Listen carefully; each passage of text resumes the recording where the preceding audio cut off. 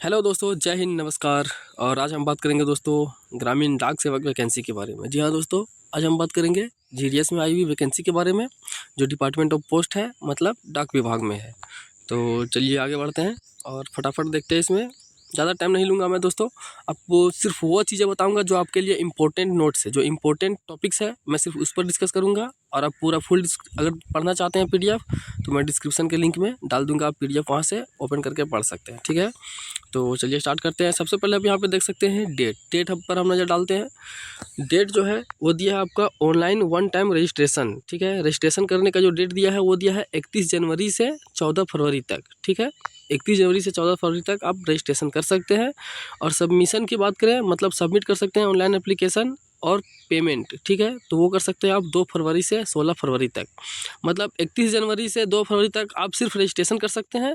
2 फरवरी से आप application submit कर सकते हैं और पेमेंट भी कर सकते हैं। उसके अलावा दोस्तों आपको 16 फरवरी तक दिया है, मतलब 14 फरवरी तक आप रजिस्ट्रेशन कर सकते हैं, लेकिन 16 फरवरी तक आप एप्लीकेशन भी सबमिट कर सकते हैं और पेमेंट फी। कुल मिला के आप समझिए तो 31 से 14 फरवरी तक, मतलब 31 जनवरी से 14 फरवरी तक आप रजिस्ट्रेशन कर सकते हैं, और 2 फरवरी से 16 फरवरी के बीच में आप एप्लीकेशन सबमिट कर सकते हैं और पेमेंट कर सकते हैं। ठीक है, उसके बाद देखिए यहाँ पे नीचे बतला रहा है 3rd नंबर पॉइंट में कि 18 फरवरी से 19 फरवरी, मतलब 18 और 19 फरवरी को आपको देगा 2 दिन का टाइम, जिसमें आप एप्लीकेशन करेक्शन कर सकेंगे, एडिट कर सकेंगे। ठीक है, तो चलिए आगे बढ़ते हैं।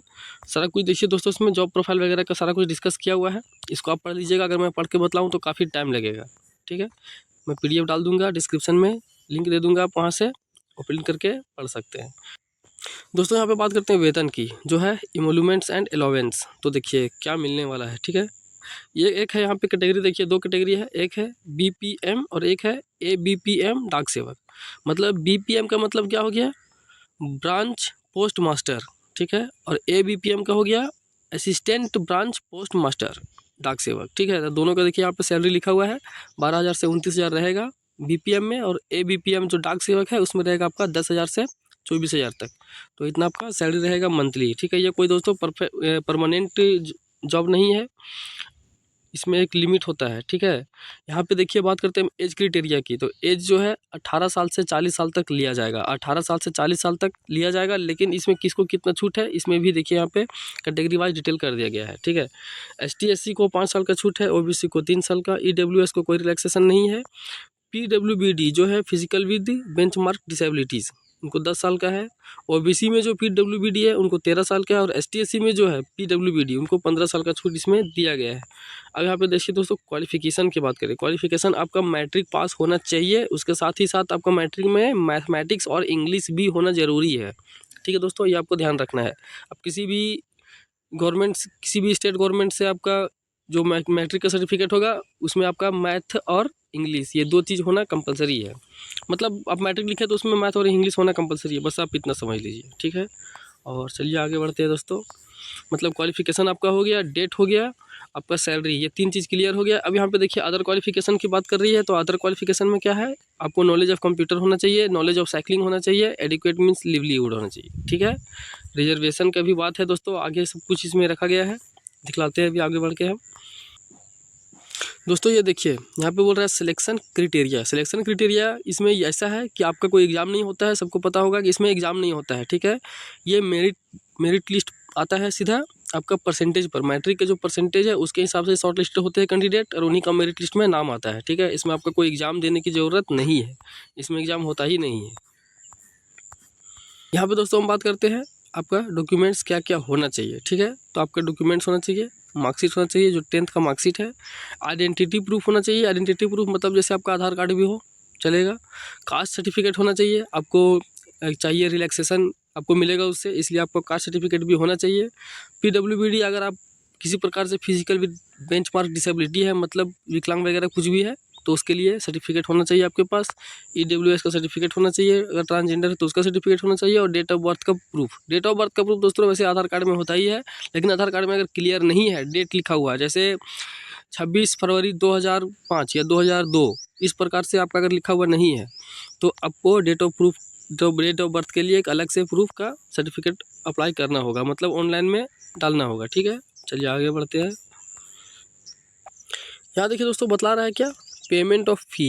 मतलब आपको कितना पेमेंट करना है, तो 100 रुपये पेमेंट करना है, 100 रुपये पेमेंट करना है, लेकिन सबके लिए नहीं है, ठीक है। 100 रुपये पेमेंट करना है, लेकिन यहाँ पे देखिए बी नंबर में बतला रहा है क्या कि how ever payment of fee exempted for all female applicants, मतलब जो भी लड़कियां हैं उनको कोई भी पेमेंट देने की ज़रूरत नहीं है। इसके साथ ही साथ ST SC एप्लीकेंट्स को भी कोई पेमेंट नहीं लगेगा, और PWBD और क्या बोल रहा है, ट्रांस वुमेन एप्लीकेंट्स, मतलब इन सभी के लिए कोई भी पेमेंट नहीं लगेगा। मतलब जनरल OBC तो इसमें जा ही रहा है, बस सिर्फ उसी को पेमेंट करना है, ठीक है। देखिए यहाँ पे बतला रहा है क्या कि जो फोटो वगैरह डालना है, जो अपलोड कीजिएगा वो आपका 30 KB से 100 KB के बीच में होना चाहिए, और JPG में होना चाहिए, ये भी आपको समझ लेना है। ये तो दोस्तों आप किसी भी कैफ़े में जाइएगा ऑनलाइन करने टाइम उनको पता होता है कि कैसे अप्लाई करना है, वो कर देंगे।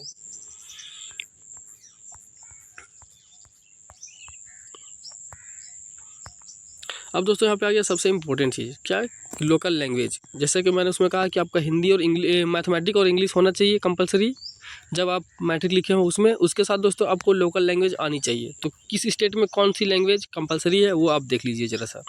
तो चलिए आगे बढ़ते हैं इसमें। आंध्र प्रदेश की बात करें तो आंध्र प्रदेश में आपका तेलुगु होना कंपलसरी है। असम की अगर बात करें तो असम में आपको बंगाली आना चाहिए, असमी आना चाहिए, और बोडो, ये 3 भाषा आपको आनी चाहिए, ठीक है। अगर आप असम के लिए अप्लाई करते हैं तो। बिहार के लिए दोस्तों हिंदी है, छत्तीसगढ़ के लिए हिंदी है, दिल्ली के लिए हिंदी है, गुजरात के लिए गुजराती है, हरियाणा में भी हिंदी है, हिमाचल प्रदेश की बात करें तो हिंदी है, जम्मू एंड कश्मीर में उर्दू और हिंदी दोनों आनी चाहिए, और झारखंड की बात करें तो सिर्फ हिंदी आनी चाहिए, कर्नाटक में कन्नड़ हो, केरल में आपका मलयालम है, मध्य प्रदेश में हिंदी है, महाराष्ट्र में मराठी है, कोंकणी है। गोवा के साथ देखिए दोस्तों यहाँ पे बतला रहा है क्या कि मध्य प्रदेश, महाराष्ट्र और गोवा, मध्य प्रदेश के लिए तो हिंदी है, लेकिन महाराष्ट्र के लिए आपको एक मराठी आनी चाहिए, और गोवा के लिए आपको कोंकणी और मराठी दोनों आनी चाहिए, ठीक है दोस्तों। अरुणाचल प्रदेश के भी यहाँ पे बात कर रहा है दोस्तों। मणिपुर में भी मणिपुरी और इंग्लिश। नॉर्थ ईस्ट में दोस्तों आपका बोथ इंग्लिश और हिंदी। एंड गारो खासी दोस्तों इधर चलता है नॉर्थ ईस्ट में, जैसे मेघालय में वगैरह, इस तरह से। तो इस टाइप से आप देख लीजिए कि किस किस स्टेट में आपको कौन सी लैंग्वेज आनी चाहिए। मिजोरम के लिए मिजो है, नागालैंड के लिए हिंदी और इंग्लिश है, त्रिपुरा में आपका हो गया क्या, बंगाली और काक बराक, ये आपका होना चाहिए। उड़ीसा के लिए उड़िया है, पंजाबी में पंजाब के लिए पंजाबी है। चंडीगढ़ दोस्तों पंजाब के अंदर देखिए, चंडीगढ़ में अगर आप अप्लाई करते हैं तो हिंदी और इंग्लिश ये दोनों आनी चाहिए, ठीक है। राजस्थान में हिंदी है, तमिलनाडु के लिए तमिल है, पुडुचेरी के लिए भी तमिल है, और तेलंगाना में दोस्तों अब तेलुगु आनी चाहिए। उत्तर प्रदेश के लिए हिंदी है, उत्तराखंड में हिंदी है, और वेस्ट बंगाल के लिए बंगाली है। अंडमान निकोबार के लिए हिंदी और इंग्लिश होनी चाहिए। और वेस्ट बंगाल में दोस्तों यहाँ पे देखिए बतला रहा है क्या, सिक्किम में आपको 12 लैंग्वेज जो दिया है, इसमें आपको होना चाहिए क्या, नेपाली, भूटिया, लेपचा, लिम्बू और नेवारी, राई, गुरुंग। दोस्तों यहाँ पे देख लीजिए, आप पढ़ लीजिए, 12 प्रकार का आपका लैंग्वेज है, ये आपको आनी चाहिए, ठीक है दोस्तों। 12 प्रकार मतलब 12 ही नहीं आनी चाहिए, एनी वन बोल रहा है, ऊपर में लिख दिया है English and any one of the following, ठीक है। मतलब इंग्लिश के साथ आपको कोई एक लैंग्वेज आनी चाहिए 12 में से, ठीक है। आपको ऐसा नहीं सोचना कि ये 12 लैंग्वेज पूरा जानना है। और यहाँ पे देखिए दार्जिलिंग डिवीज़न के लिए बंगाली और नेपाली है। पोस्ट ऑफिस अंडर गोरखा के लिए देखिए, गोरखा अगर टेरिटरी में अगर आप अप्लाई करते हैं तो आपको नेपाली आनी चाहिए। इस प्रकार से दोस्तों आपको देखना है कि किस लैंग्वेज में किस स्टेट में कौन सा लैंग्वेज मांगा है, आपको वो लैंग्वेज आनी चाहिए जहाँ से भी आप अप्लाई करते हो, ठीक है। अब चलिए हम आपको दिखाते हैं क्या कि आपका कौन सा स्टेट में वैकेंसी कितना है और किस कास्ट के लिए कितना वैकेंसी है, उस पर भी एक बार हम डिस्कस कर लेते हैं दोस्तों। यहाँ पे देखिए आंध्र प्रदेश के लिए जैसे कि मैंने बताया, लैंग्वेज तो यहाँ पे लिखा हुआ है, आंध्र प्रदेश के लिए तेलुगु है।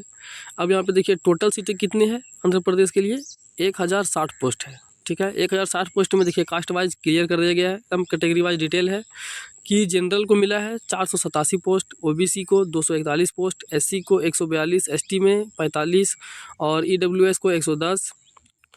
PWD वही होता है दोस्तों, फिजिकल विद डिसेबिलिटी, ठीक है। फिजिकल विद डिसेबिलिटी जो हैंडीकैप होते हैं, एक कैटेगरी में है तो उनके लिए 10 पोस्ट है, B कैटेगरी के लिए 9 पोस्ट है, C कैटेगरी के लिए 15 पोस्ट है, और DE कैटेगरी के लिए 1 पोस्ट है। इस प्रकार से देखिए काफ़ी डिटेल कर दिया गया है, आप यहाँ पे देख सकते हैं टोटल किस स्टेट में कितना पोस्ट रखा गया है, और कैटेगरी वाइज क्लियर किया गया है कि किस कैटेगरी के लिए कितना पोस्ट है। मतलब इससे क्या होगा, आप अपने फॉर्म को अप्लाई करने में आपको बहुत आसानी होगी। जैसे कि मैं बात करूं असम सर्कल में, देखिए बोडो जो बोलता रहा है, इसमें देखिए जनरल में मात्र 15 सीट है, OBC केवल 1 सीट है, SC के लिए बिल्कुल भी नहीं है, ST में मात्र 4 सीट है, EWS के लिए 2 सीटें हैं, मतलब कुल मिला के 22 सीटें हैं। ठीक है, तो आपको इससे समझ में आएगा कि आपका मैट्रिक में परसेंटेज कितना है और आपका मेरिट लिस्ट इसमें आ सकता है या नहीं आ सकता है।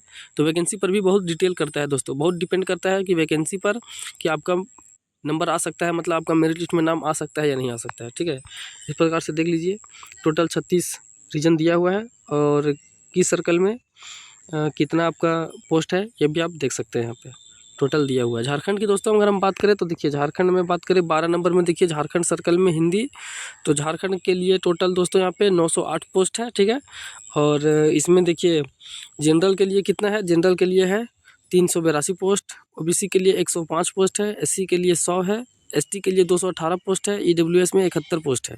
और PWD की बात करें तो 8 पोस्ट है, A में, B में है आपका 12, C में है 9 और DE में 3। इस प्रकार से टोटल 908 पोस्ट दोस्तों झारखंड में निकला हुआ है। ठीक है, तो आपको समझ लेना है कि 80% से प्लस है अगर मैट्रिक में तो आप अप्लाई कर सकते हैं। उससे कम है तो होने की चांसेस बहुत कम है, बहुत कम उम्मीद है कि आपका मेरिट में नाम आएगा, लेकिन 80% प्लस है अगर तो आप अप्लाई कर ही सकते हैं। ठीक है दोस्तों, इस प्रकार से हर वैकेंसी की अपडेट के लिए, हर वैकेंसी की जानकारी के लिए आप मेरे चैनल से जुड़े रहें। अगर आपको वीडियो अच्छा लगता हो, लाभदायक लगता हो तो अपने दोस्तों के साथ शेयर करें और वीडियो में लास्ट तक बने रहने के लिए बहुत बहुत धन्यवाद। जय हिंद।